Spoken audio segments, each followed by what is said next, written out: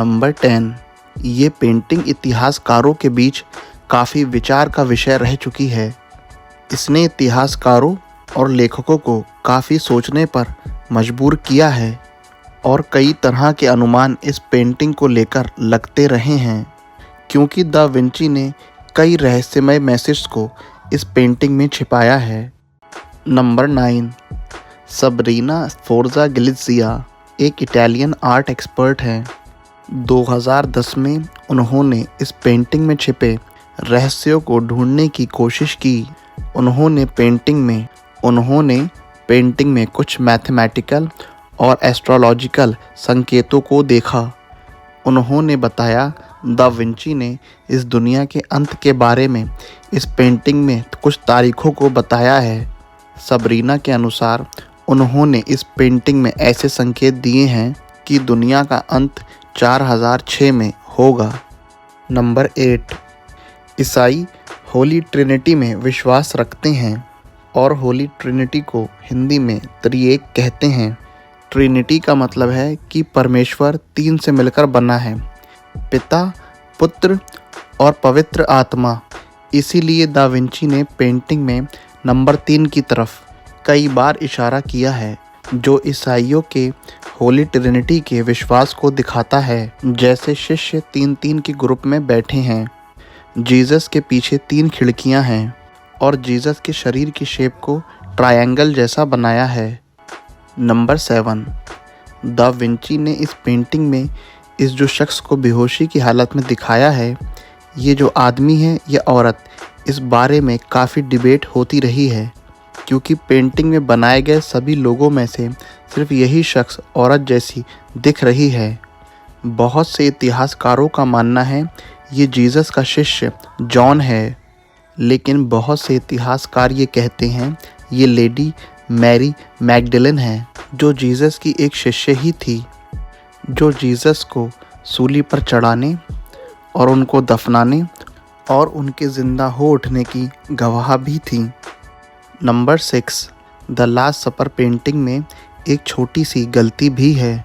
गौर से देखने पर पता चलता है कि भोजन के साथ ईयल और ऑरेंज स्लाइसेस भी हैं, लेकिन जीसस को सूली दिए जाने के कई सदियों बाद तक भी मिडिल ईस्ट में संतरे नहीं आए थे।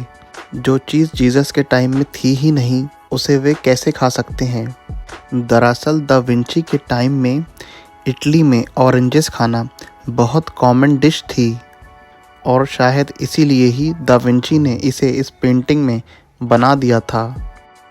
नंबर 5, क्योंकि पेंटिंग थिन एक्सटीरियर वॉल पर बनाई गई थी, इसलिए इस पर नमी का अच्छा खासा प्रभाव पड़ा और दीवार पेंट को ठीक से नहीं सोख पाई। और जैसे ही 1498 में ये पेंटिंग बनकर तैयार हुई और तभी से ये ख़राब होना शुरू हो गई थी। नंबर 4, 1796 में फ्रेंच रेवोल्यूशन में वहाँ के सोल्जर्स द्वारा इस पेंटिंग को काफ़ी नुकसान पहुँचाया गया। सन 1943 में दूसरे विश्व युद्ध के दौरान पड़ोसी देशों की बमबारी ने कॉन्वेंट के डाइनिंग एरिया को काफ़ी नुकसान पहुँचाया। इस तस्वीर में आप देख सकते हैं दा विंची की पेंटिंग के आगे एक प्रोटेक्टिव स्ट्रक्चर बनाया गया है, जिससे पेंटिंग को नुकसान ना हो और पेंटिंग सुरक्षित रहे। नंबर 3, जैसे कि आप जानते हैं दा विंची ने इस पेंटिंग को दीवार पर बनाया था। 1692 में इसी दीवार को तोड़कर पेंटिंग के नीचे एक दरवाज़ा बना दिया गया। बाद में फिर से उसे भरकर एक दीवार बना दी गई। जैसे कि आप पेंटिंग में नीचे के हिस्से में इर्रेगुलर सा स्ट्रक्चर देख सकते हैं और इसकी वजह से पेंटिंग में जीसस का पैर वाला हिस्सा नष्ट हो गया। नंबर 2, द लास्ट सपर की 3 कॉपियाँ भी मौजूद हैं, जिनके बारे में कहा जाता है इसे दा विंची के ही किसी स्टूडेंट्स द्वारा ही बनाया गया था। इनमें से एक copy royal academy of art London में रखी हुई है, जिसे इटली के ही एक पेंटर और लियोनार्डो के स्टूडेंट जाम पाइत्रियानो ने 1520 में बनाया था। जब 1978 और 1998 में लियोनार्डो की पेंटिंग को रीस्टोर किया गया, तो उसको रीस्टोर करने का एकमात्र सोर्स यही पेंटिंग थी और दा विंची की पेंटिंग से जो डिटेल्स गायब हो चुकी थीं उन सभी को इस पेंटिंग ने ज़िंदा रखा है। जैसे पेंटिंग में जीसस के पैर। अब लियोनार्डो वाली ओरिजिनल पेंटिंग में आप जीसस के पैर नहीं देख सकते हो, लेकिन उनके स्टूडेंट्स द्वारा बनाई गई पेंटिंग में आप उनके पैर देखकर ये अंदाज़ा लगा सकते हो कि ये पेंटिंग ओरिजिनली ऐसी दिखती होगी। नंबर 1, आज जो पेंटिंग इटली के चर्च में है वो लियोनार्डो द्वारा बनाई गई ओरिजिनल पेंटिंग नहीं है। मैं ऐसा इसलिए कह रहा हूँ कि कई इन्वायरमेंटल और इंटेंशनल डैमेज की वजह से ये कई बार नष्ट होती रही है और 1498 से लेकर 1999 तक इस पेंटिंग को 7 बार रीस्टोर किया जा चुका है।